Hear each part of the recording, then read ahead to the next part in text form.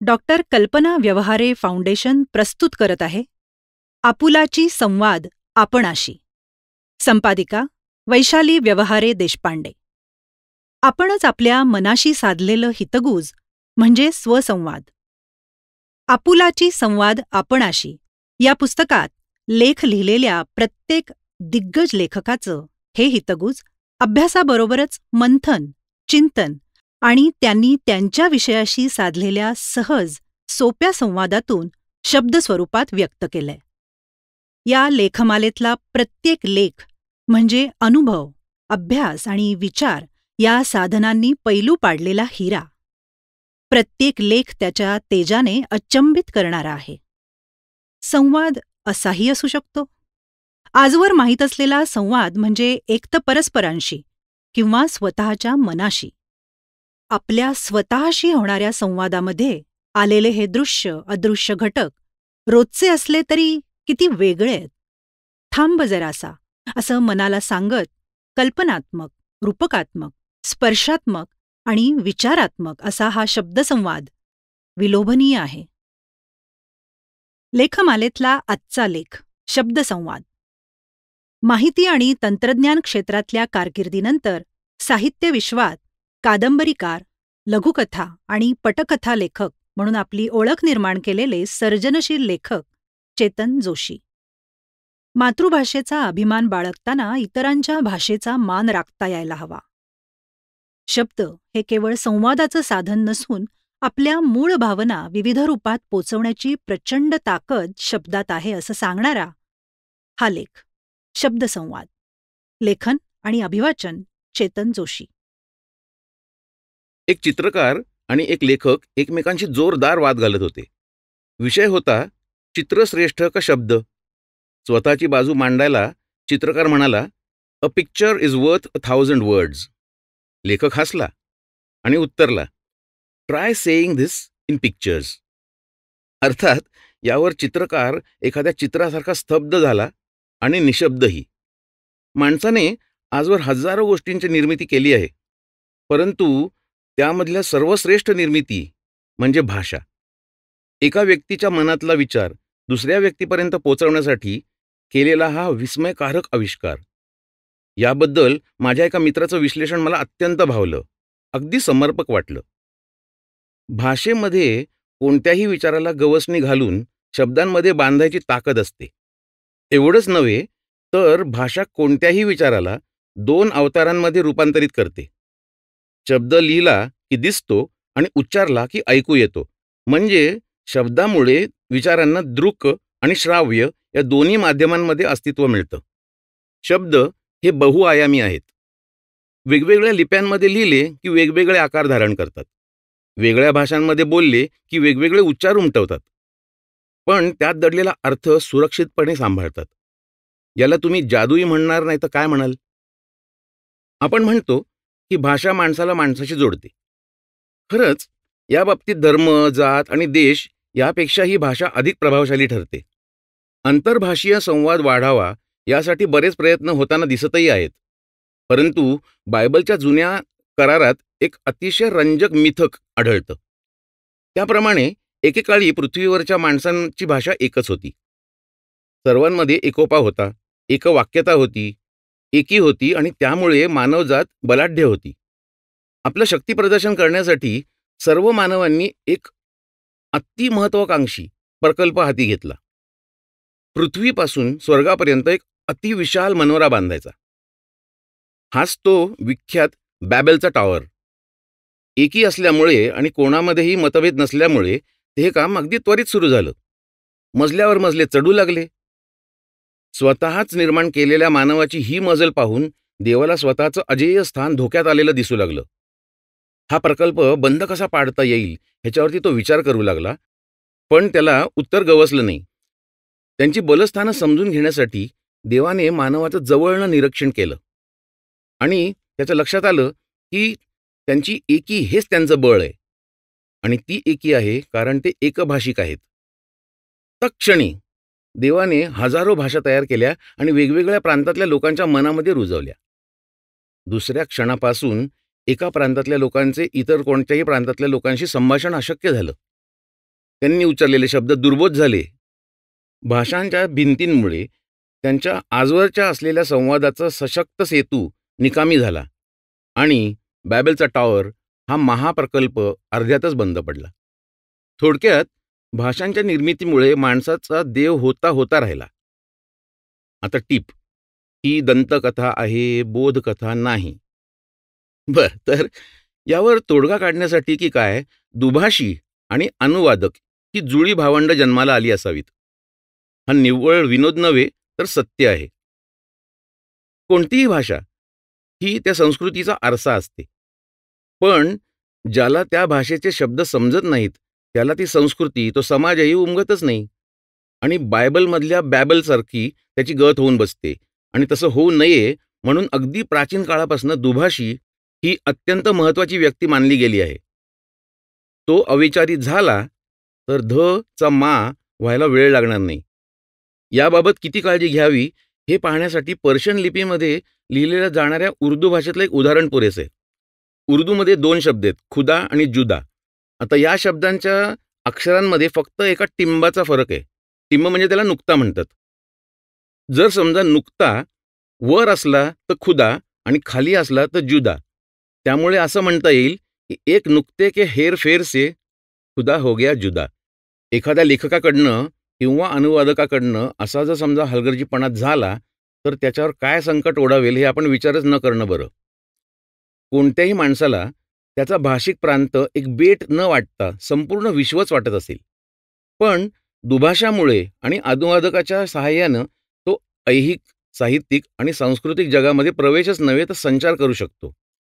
दुभाषी वा अनुवादक नसता तर विविध देशातील अनाकलनीय भाषातील धर्मग्रंथांपासून ते साहित्याकृतींपर्यंत आणि ऐतिहासिक दस्तऐवजापासून ते काव्यखंडांपर्यंत काहीही कळलं नसतं. तरीही एखादी अनुवादित कादंबरी नुकतीच वाचून झालेल्या माणसाकडनं असे उद्गार ऐकायला मिळतात. मूळ कादंबरीची गंमत यात नाहीये. काही अंशी त्याचं म्हणणं खरं जरी असलं ना, तरीही हे लक्षात घेणं महत्त्वाचं आहे की हे पुस्तक दोन्ही भाषा अवगत असलेल्या लोकांच्या तुलनात्मक समीक्षणासाठी लिहिलेलं नाहीये. एका संस्कृतीतील सर्व काही अनुवादित होऊ शकत असेल तर त्या 2 नसून एकच भाषा नसती का? त्यामुळे लॉस्ट इन ट्रान्सलेशनबद्दल खंत बाळगण्याऐवजी एक नवीन वाचक वर्ग हा गेन्ड इन ट्रान्सलेशन म्हणून म्हणावा आणि तो म्हणून महत्त्वाचा आहे हे लक्षात घ्यावं.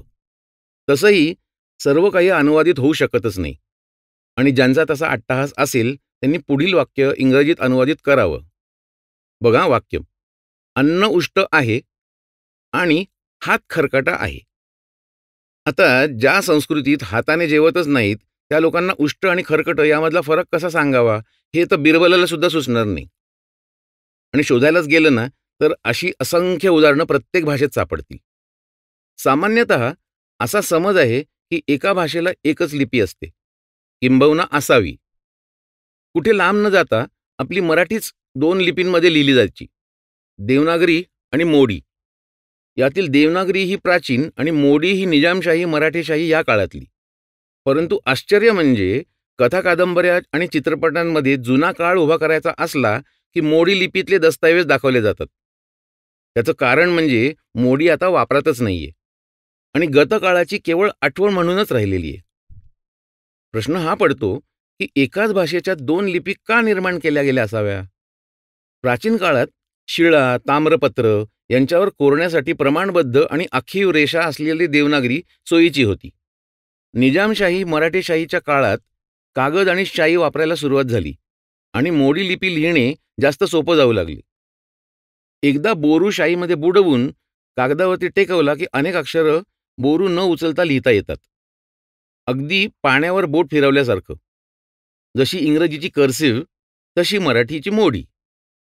पण ही सोय काहीच काळ टिकू शकली.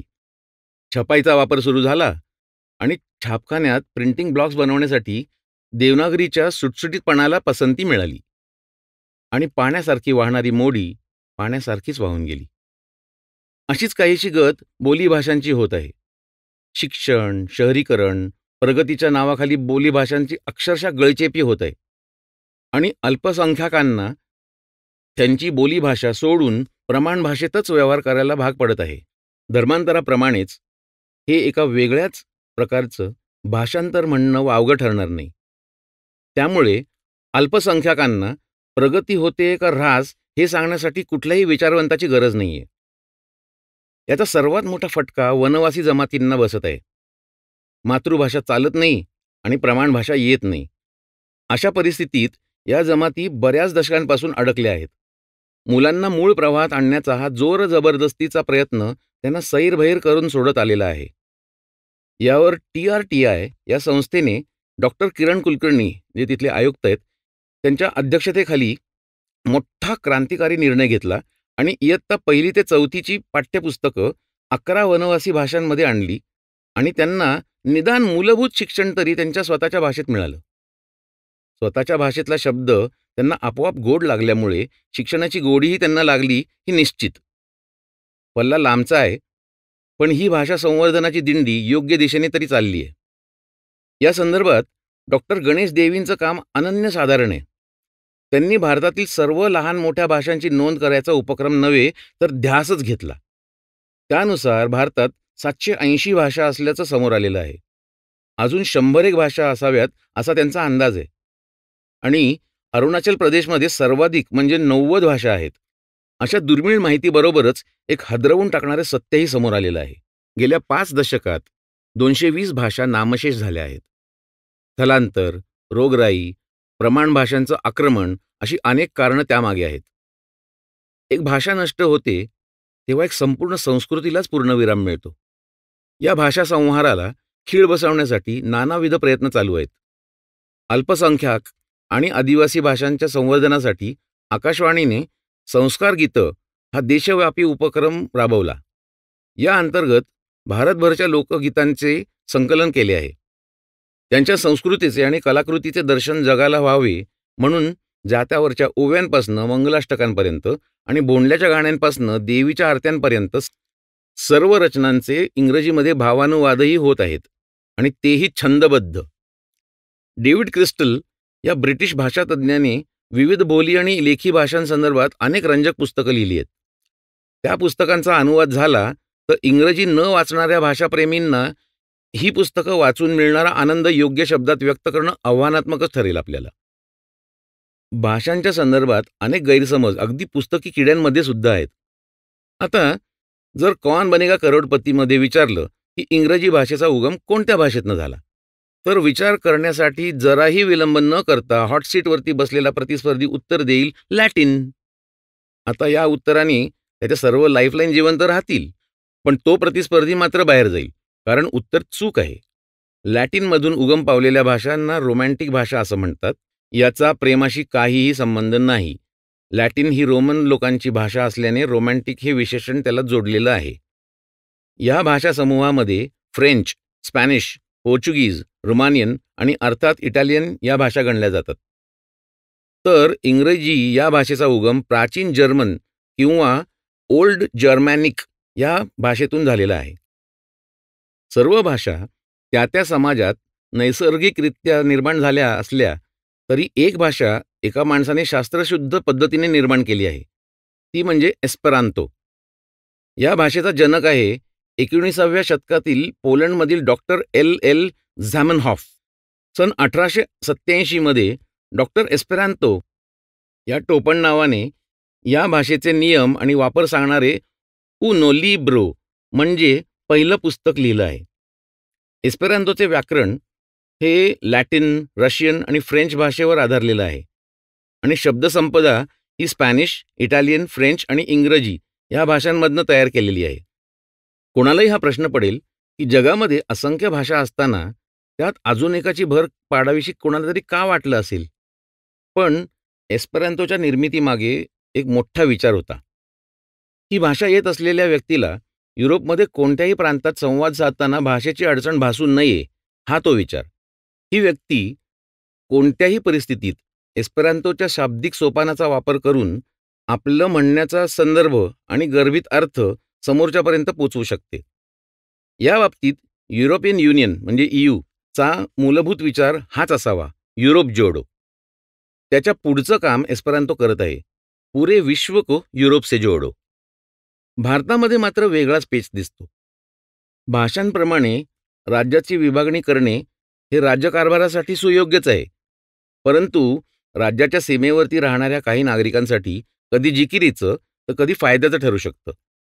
एखाद्या मराठी भाषिकाचं गाव मध्य प्रदेश, गुजरात, कर्नाटक, छत्तीसगड किंवा तेलंगणामध्ये जर गणलं गेलं, तर त्याला महाराष्ट्रातून वगळल्या गेल्याची भावना येऊ शकते. पण त्याचबरोबर 2 किंवा 3 भाषा अवगत असल्याचा फायदाही त्याला मिळतो. जे महाराष्ट्राच्या बाबत आहे, तेच बाकी राज्यांबाबतही आहे. भारतातील जवळजवळ सर्व भाषांची गुंफण करायची असेल, तर संस्कृतची जुजबी ओळख करून घेतली तरी पुरेसं होईल आणि बहुतांशी भारतीय भाषा समजणं अवघड वाटणार नाही.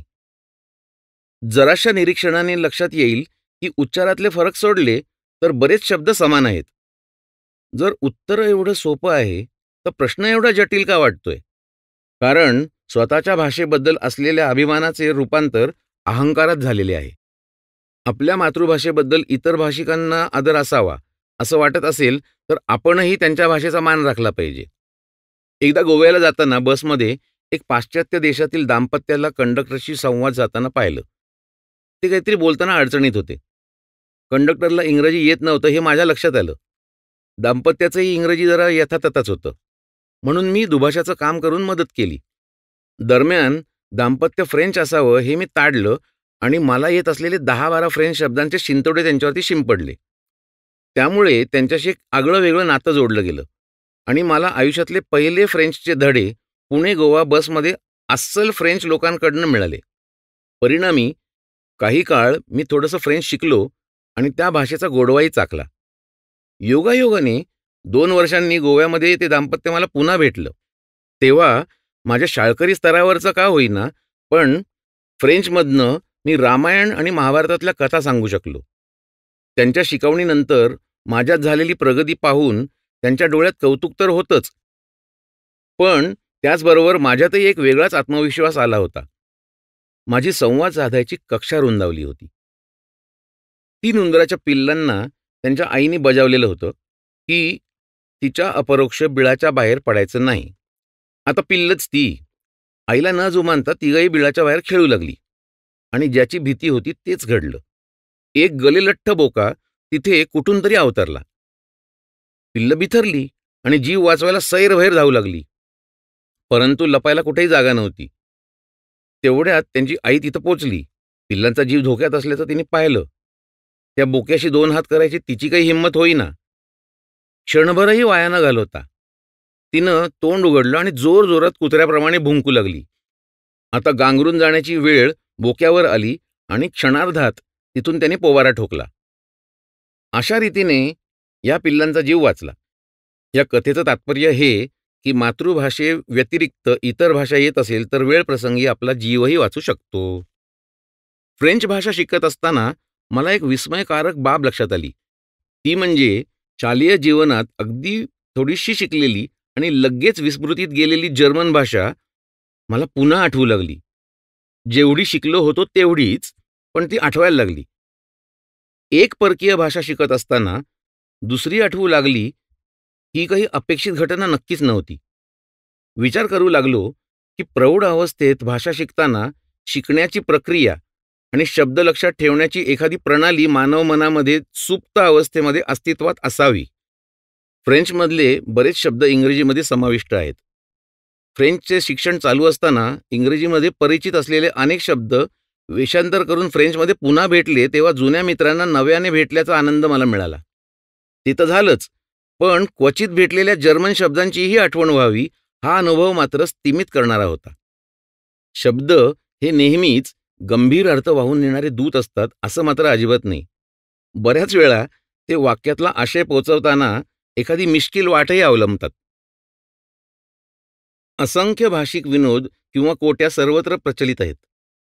हातामध्ये एक वीट तासभर घेऊन फिरायला वीट येणे का म्हणतात, या पुलंच्या वाक्याला जगातील सर्व अनुवादक आणि दुभाषी त्यांच्या विटला म्हणजे WIT विटला साष्टांग नमस्कार घालण्यापलीकडे काहीही करू शकत नाहीत.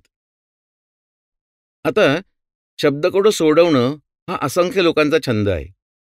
पण इथे शब्दावरती केवळ प्रेम असून चालणार नाही. यात अक्षरांमधला संबंध जोडण्यासाठी शब्दप्रेमींमध्ये एक गणिततज्ज्ञ सुद्धा असायला लागतो. त्याही पलीकडे जाऊन ज्याला काम करावं लागतं तो म्हणजे शब्दकोडेकार. जगातील सर्वात मोठं शब्दकोडं बनवणाऱ्या मिलिंद शिंत्रे यांनी तो मान मराठी भाषेला मिळवून दिला आहे. 43,360 शब्दांच्या या शब्दकोड्याला लिम्का रेकॉर्ड्सनेही सलाम केला आहे.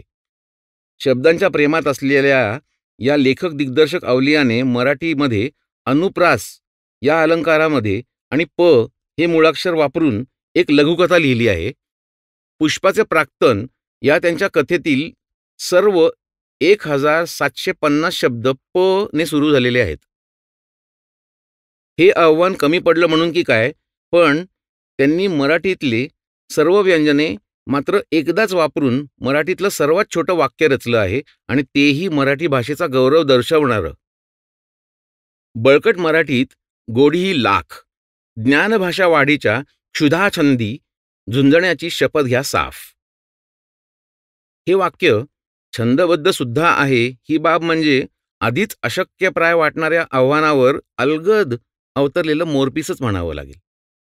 एखादी भाषा निर्माण कशी होऊ शकते याचं एक अनोखं उदाहरण म्हणजे उर्दू.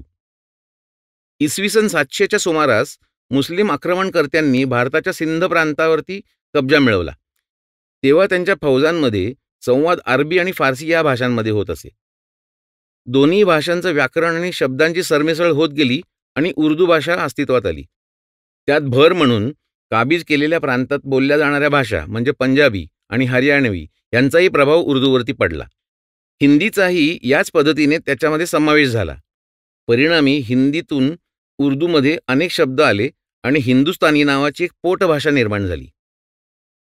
एवढ्या स्रोतातून निर्माण झालेली उर्दू खरं तर अनेक भाषांची भेळ म्हणायला हवी, परंतु कालांतराने त्यात शायरी आणि गझलसारखे कलात्मक प्रयोग होत गेले आणि उर्दूला नजाकत प्राप्त झाली.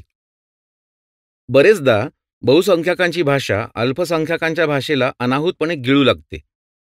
ज्या भाषेत अधिक लोकांशी व्यवहार होतो, संवाद होतो, ती भाषा आपोआपच बलशाली होऊ लागते. याचा अर्थ हा नक्कीच नव्हे की अचूक व्यक्त होण्याची क्षमता त्या भाषेमध्ये अधिक आहे. अर्थ एवढाच आहे की ती भाषा अधिक लोकांपर्यंत पोचली आहे. अशा भाषेला लिंग्वा फ्रांका असं संबोधतात. इतर भाषिकांना अशा लिंग्वा फ्रांकाचा मत्सर, असूया किंवा भीती वाटू शकते आणि त्यांना त्यांच्या मातृभाषेच्या संवर्धनासाठी तिचा विरोध करावासा वाटतो आणि मग ते मोहिमा आणि निदर्शनं काढतात. अशा एखाद्या लिंग्वा फ्रांकाच्या निषेधार्थ राष्ट्रीय धोरणं तयार केली जातात आणि याचा परिणाम एवढाच होतो की तो समाज जगव्यापी व्यवहारापासून स्वतःला वंचित ठेवतो. हे म्हणजे बायबलमधल्या देवाच्या छद्मी कृत्याला नव्याने खतपाणी घालण्यासारखं आहे. एकेकाळी जगाची लिंग्वा फ्रांका लॅटिन होती. सध्या ती इंग्रजी आहे. ती कितीही पसरली तरी कोणत्याही मातृभाषेची उंची किंवा खोली प्राप्त करणे तर सोडाच, पण मोजूही शकत नाही. आपण हे लक्षात घेणं गरजेचं आहे की आपल्या वापरातल्या या दोन्ही भाषांच्या जागा वेगवेगळ्या आहेत. त्या दोघी परस्परांच्या प्रतिस्पर्धी नाही आहेत. प्रेमाच्या उत्कटतेपासून शोकाच्या कडेलोटापर्यंत, भयाच्या अंधाऱ्या दरीपासून शौर्याच्या तेजोमय शिखरापर्यंत, घृणेच्या दलदलीपासून हास्यस्फोटापर्यंत आणि वात्सल्याच्या मांडीपासून ते अद्भुताच्या अज्ञातापर्यंत देहबोलीत सर्व काही व्यक्त होऊ शकतं. हेच भरतमुनींनी नाट्यशास्त्रावरच्या ग्रंथामध्ये मांडलेलं आहे. शब्द आणि भाषांच्या जगात दोन मानवी योगदानं अशी आहेत ज्यामुळे असं वाटतं की थोडी का होईना मानवजातीमध्ये सर्वसमावेशक वृत्ती आहे. एक भाषा अशी आहे जिचं एका ब्रिटिश, अमेरिकन आणि ऑस्ट्रेलियन भाषेशी साम्य आहे आणि तरीही ती भाषा सर्वांनाच समजेल अशी नाही. ती भाषा म्हणजे कर्णबधिरांची खुणांची भाषा. दुसरं योगदान एक भाषा नसून एक लिपी आहे. एक अशी लिपी जी वाचण्यासाठी वेगळंच इंद्रिय वापरावं लागतं. ते म्हणजे स्पर्शेंद्रिय. ही लिपी सर्वांना ब्रेल या नावाने परिचित आहे. बोलण्यासाठी हस्तमुद्रा आणि वाचण्यासाठी ब्रेल यांची निर्मिती करून मानवजातीने संवादाबाबत सृजनशीलता आणि संवेदनशीलता असल्याचा दाखला दिला आहे. या वृत्तीला तंत्रज्ञानाची जोड देऊन सध्या डिजिटल युगात अनेक आविष्कार दिवसेंदिवस होत आहेत, ज्यामुळे कोणत्याही दोन व्यक्तींमधला संवाद सहज आणि विनासायास होत आहे. या पुढील टप्पा म्हणजे माणसाचा यंत्राशी संवाद.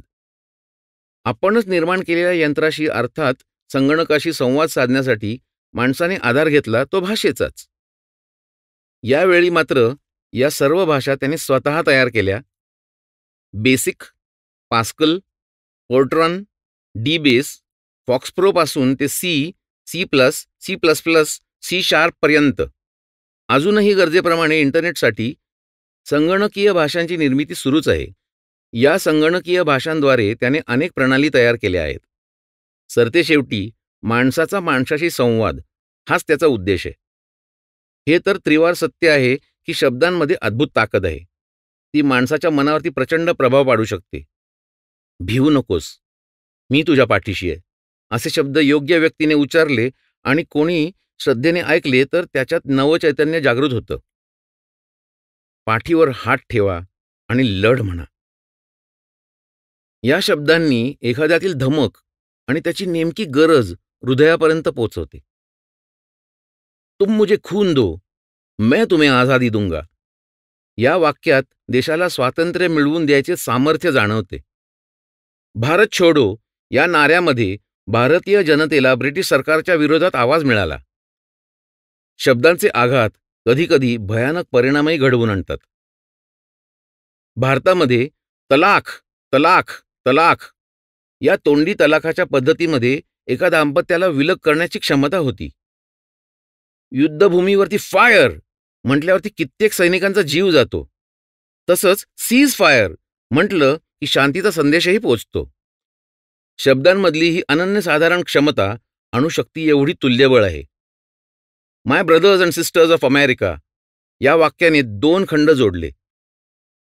आज जाने की जिद ना करो या ओळीमध्ये शब्दांचा असा प्रेमळ विळखा आहे जो सोडवणे अशक्यप्राय ठरते. आणि मिले सुर मेरा तुम्हारा ऐकल्यावरती दाटून आलेला गळा जाणीव करून देतो की सर्व भारतीय खरं तर एकच आहेत. शिवशाहीबद्दलची शाहिरी म्हणा किंवा मीराबाईचे भजन, कबीरचे दोहे किंवा गालिबची गझल, शब्दांची ताकद प्रत्येक क्षेत्रामध्ये व्यक्त होत आली आहे. आता थोडे अजून पुढे जाऊयात. क्रिकेट मॅचच्या वेळी आपल्या राष्ट्रगीतासाठी सर्व भारतीय उभे राहतात. यातून राष्ट्रप्रेम दिसतं हे निश्चित. परंतु प्रतिस्पर्धी संघाच्या राष्ट्रगीताच्या वेळी आपण खाली बसतो का उभे राहतो यावरून आपली सर्वसमावेशक वृत्ती आहे का नाहीये हे लक्षात येतं. या राष्ट्रगीताचे शब्द समजून घेण्याचा प्रयत्न केला तर लक्षात येईल की त्यातही मानवजातीसाठी एखादा महत्त्वाचा संदेश निश्चितच आहे. हीच गोष्ट जगातील सर्व धर्मग्रंथांच्या बाबतीत आहे. त्या सर्वांचं सार हे मानवजातीचा उद्धार हाच आहे. पण भाषेगणिक शब्दांनी केलेल्या वेषांतरामुळे ते आपल्याला ओळखू येत नाही आणि मग त्यांचा द्वेष, घृणा, मत्सर, भीती हे सगळं वाटतं. कारण अज्ञाताची भीती हा मानवी स्वभाव आहे. पण धर्म, राष्ट्र, जात, प्रांत या पलीकडे जाऊन शब्दांना भेट दिली तर त्यात दडलेल्या अर्थांचं दर्शन होईल. रसिकांनी अनुवादित पुस्तकं वाचली. प्रत्येक लेखकाने एक तरी पुस्तक अनुवादित केलं आणि भाषाप्रेमींनी एक नवीन भाषा शिकली तर बॅबेल टॉवरच्या मृतवत झालेल्या प्रकल्पाला संजीवनी मिळेल. याच मार्गाने आपण देवापर्यंत पोचू. त्याला पदच्युत करण्यासाठी नव्हे तर एवढ्या भाषा निर्माण करून असंख्य संस्कृतींची अनुभूती दिल्याबद्दल त्याच्यापुढे नतमस्तक होण्यासाठी.